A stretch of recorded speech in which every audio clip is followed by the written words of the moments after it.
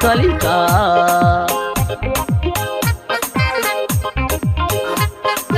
jahaytiyo wax qabad lagu najaxo igarasho ugu jeexa kela wada muujiyo hadiya jeer wadaaye inad waajibka gudataybay cidiji kaarayne jahaytiyo wax qabad lagu najaxo igarasho ugu jeexa kela wada muujiyo hadiya jeer wadaaye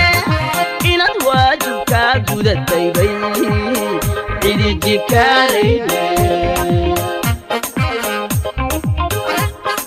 jaranjarooyin adag iyo intaad jiira soo dhaaftay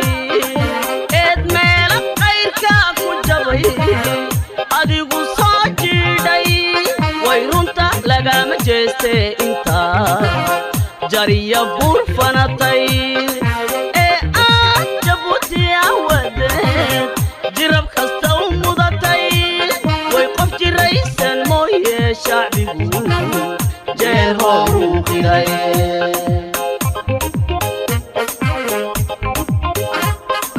jaranjarooyin adag iyo intaad jiira soo dhaaftay eed meela qayrka ku jabay adigu soo jiidhay way runta lagama jeeste intaad jariya buur fanatay ee aad jabuuti awadeed jirab kasta u mudatay way qof jiraysan mooye shacbigu jeer hooru qiray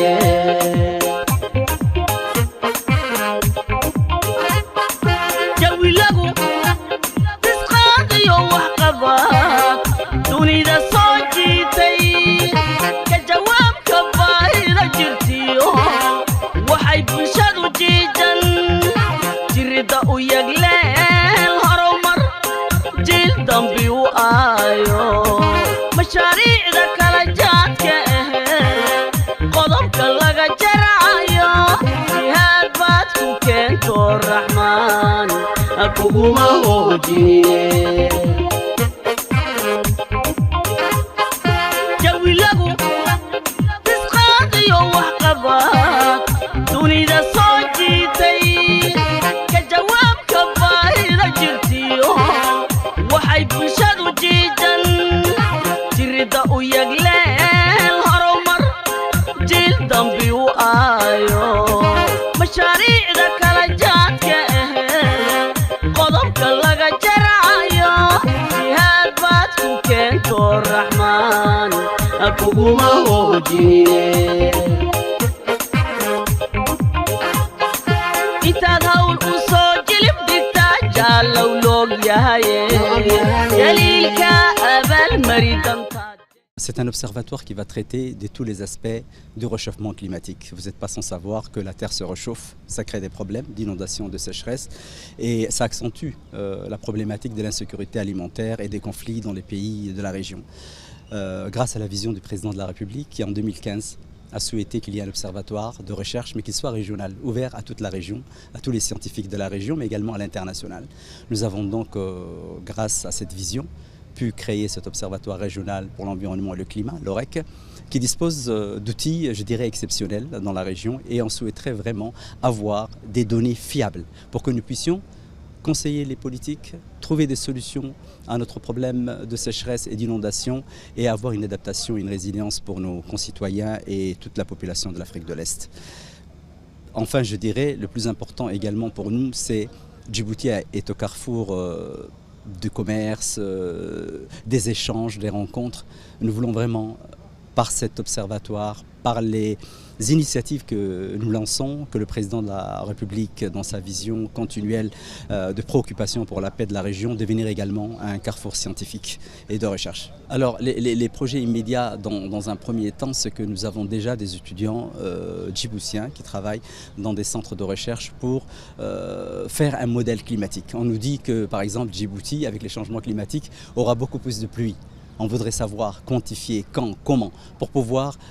prévenir des inondations. Ça, c'est un premier aspect. Le deuxième aspect, c'est de travailler sur la biodiversité et l'agrobiodiversité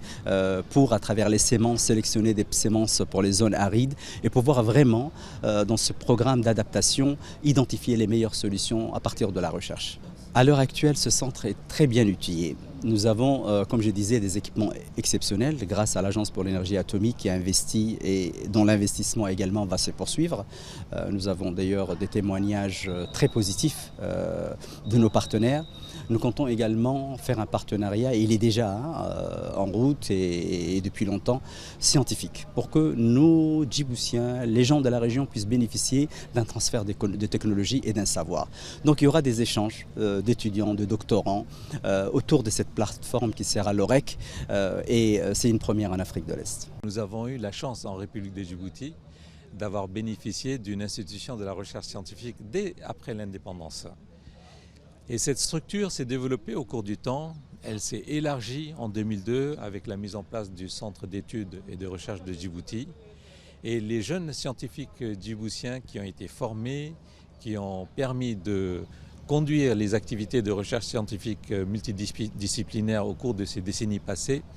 ont permis elles-mêmes, avec ces découvertes, et surtout avec notre époque qui connaît de plus en plus les impacts des changements climatiques, les événements désastreux, les événements catastrophiques, et qui de plus est que, comme le groupe international des études sur le climat, le GIEC, annonce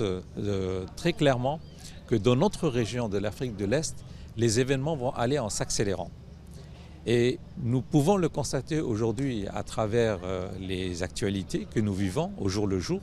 non seulement ici mais de par le monde, que les événements catastrophiques, effectivement, malheureusement, impactent très négativement sur les populations humaines, sur notre environnement, sur nos infrastructures, etc. Et c'est pour cela que le ministère de l'Enseignement supérieur et de la Recherche, avec le docteur Nabil à la tête, on a pris cette initiative depuis déjà plusieurs années de permettre à la région d'avoir quelque part une plateforme qui permette en fait aux scientifiques de se concerter et de travailler ensemble afin justement de mieux comprendre qu'est-ce qui se passe dans notre environnement. Vous savez, quand vous prenez les modèles globaux des changements climatiques qui sont appliqués en tenant compte des scénarios, des émissions des gaz à effet de serre, ils vous donnent des résultats certes. Nous constatons un certain nombre de choses. Mais la question qui se pose, est-ce que ces modèles évaluent avec une certaine marge d'erreur limitée? Comment nos décideurs politiques pourront envisager et planifier notre avenir dans les décennies